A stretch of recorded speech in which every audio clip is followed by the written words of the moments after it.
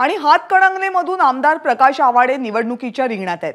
महायुतीचे उमेदवार धैर्यशील माने यांना यामुळे मोठा धक्का बसलाय, कारण ताराराणी पक्षाकडून आवाडे निवडणूक लढवणार आहेत। त्यामुळे 5 उमेदवार या मतदारसंघामध्ये आहेत। पंचरंगी निवडणूक होण्याची शक्यता इथे व्यक्त होतीये। ताराराणी पक्षाकडून आवाडे यांनी निवडणूक लढवण्याची घोषणा केलेली आहे।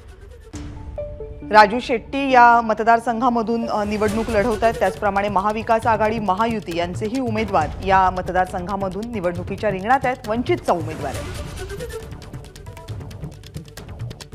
आमच्या हातकणंगले लोकसभा मतदारसंघात मोदींच्यासाठी मत त्यांना मिळवून द्यायचं असेल तर काही निर्णय घेण्याची आवश्यकता आहे। राहुलला जी मतं या लोकसभा मतदारसंघात पडतील त्याच्यापेक्षा 60-70 हजार मतं मला जास्त पडतील आणि जिंकायचंच असेल तर 50-60 हजार 70 हजार मताचा फरक फार निर्णायक आहे या निवडणुकीमध्ये। आणि त्यानंतर मग आम्ही आज आपल्यासमोर सांगायला आलो आहे की या निवडणुकीमध्ये मी ताराराणी पक्षाचा उमेदवार म्हणून लोकसभेची निवडणूक लढवणार आहे।